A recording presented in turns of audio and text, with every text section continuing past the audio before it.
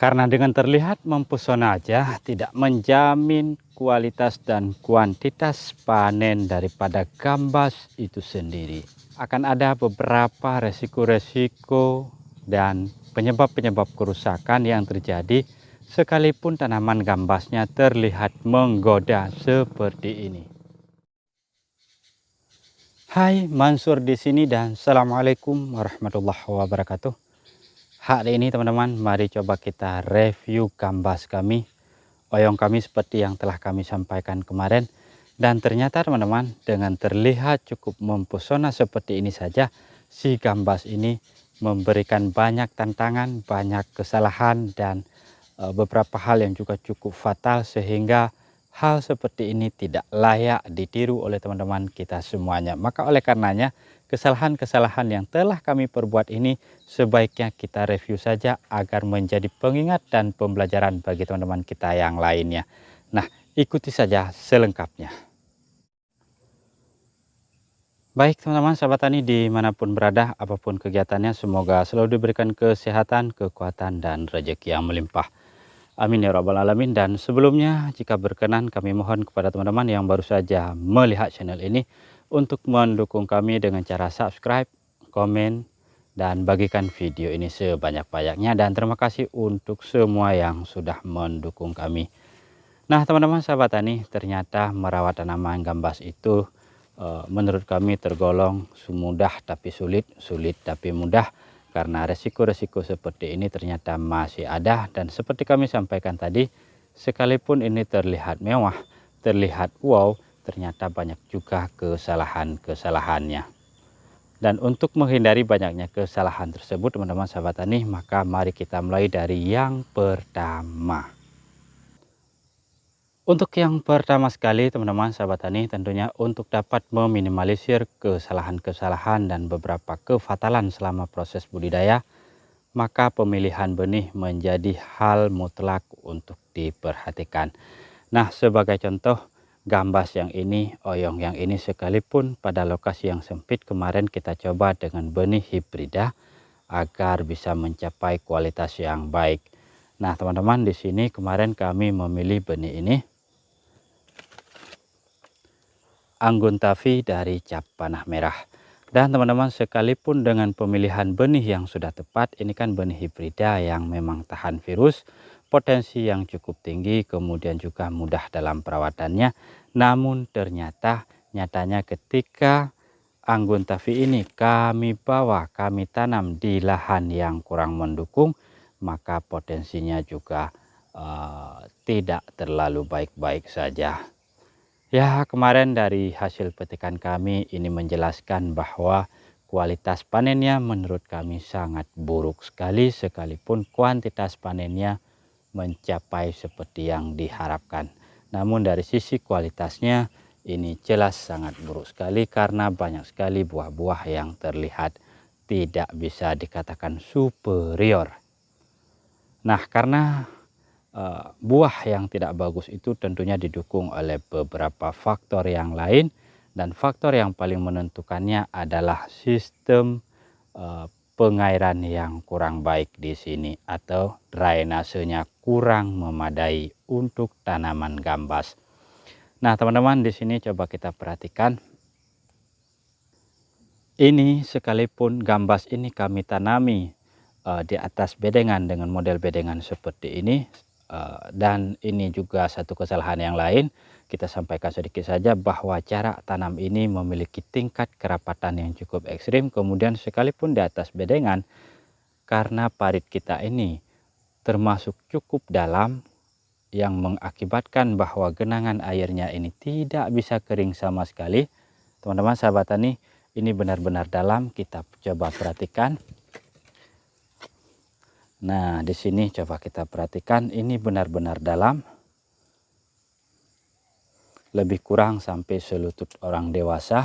Coba kita angkat. Nah, seperti ini. Ini belum dengan beban yang berat. Karena dengan sistem parit yang cukup dalam seperti ini, kemudian di sini adalah arah utama pembuangan air dari gunung, maka pengendapan air di sini terjadi cukup lama dan bahkan bisa dikatakan tidak kering.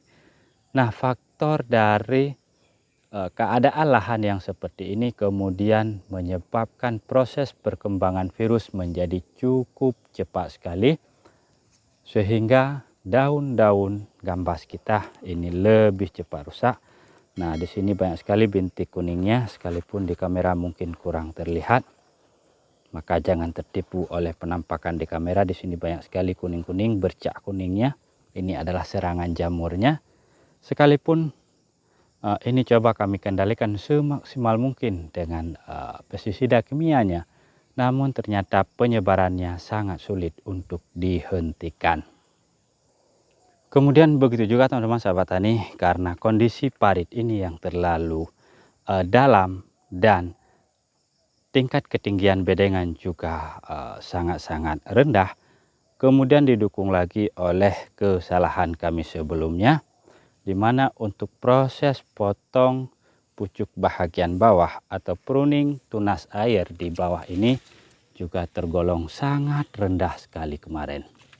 Karena rencana awalnya pemangkasan tunas bawah ini mencapai di minimal sampai sini, artinya minimal sampai 50 cm seperti yang kami sampaikan kemarin. Namun teman-teman, karena di sini belum ada yang menanam gambas dengan model lanjaran para-para seperti ini, kami mendapat banyak komplain bahwa karena ini adalah lanjaran para-para seperti ini, maka untuk tunas bawahnya tidak perlu dipotong terlalu tinggi, alias cukup dibiarkan. Katanya bahkan segini saja ini sudah cukup.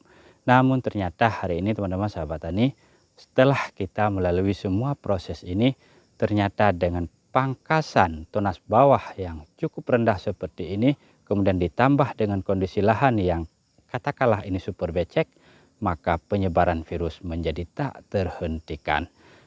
Virus jamur itu tentunya menyukai tempat-tempat yang lebih lembab, kemudian juga dengan kondisi pemangkasan seperti ini sinaran matahari tidak bisa mencapai bahagian pangkal batang oyong kita, maka perkembangannya menjadi cukup cepat dan resiko penyerangannya juga cukup luar biasa sekali.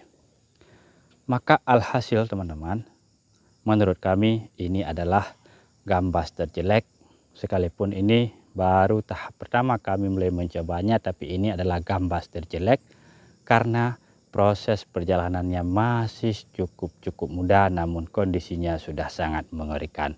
Nah teman-teman, di sana mungkin ya yang ini hampir sebahagian besar daunnya sudah rusak, sekalipun di kamera terlihat masih biasa saja. Nah sama seperti ini juga sudah sangat cukup rusak. Kemudian teman-teman sahabat tani, karena jarak tanam yang cukup rapat seperti kami sampaikan tadi, ini perbedengan mundurnya jaraknya sekitar 55 cm saja, cukup rapat sekali. Maka dari kerapatan tersebut tentunya melahirkan permasalahan cukup serius juga, yaitu ketika kita lakukan penyemprotan ini sulit menembus ataupun mencapai seluruh bahagian daripada gambas kita. Nah katakan misalkan seperti ini sudah coba kami mandikan dengan penyemprotannya, namun daun-daun yang bersembunyi di baliknya ini belum tersentuh, bahkan di dalamnya masih ada lagi, sehingga buah-buahnya rentan terserang oleh hama perusak buah. Nah seperti ini buahnya masih tersembunyi. Maka untuk kerapatannya pun menurut kami, sekalipun di deskripsi daripada Anggun Tavi bisa ditanami dengan jarak 50 kali 1 meter, dan jika kita kalkulasikan ini lebih 55 kali 120 meter, namun kerapatannya ini masih cukup ekstrim juga. Nah seperti ini.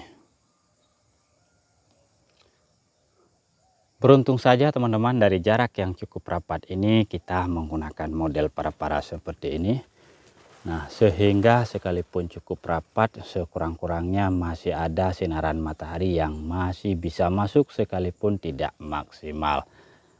Maka oleh karena jarak rapat yang cukup ekstrim ini tentunya mengakibatkan banyak cikal bakal bunga kita yang kemudian rusak seperti ini. Rusaknya karena kurangnya serapan matahari, kemudian rusaknya juga karena mudah diserang oleh hama pengganggunya. Nah, seperti ini.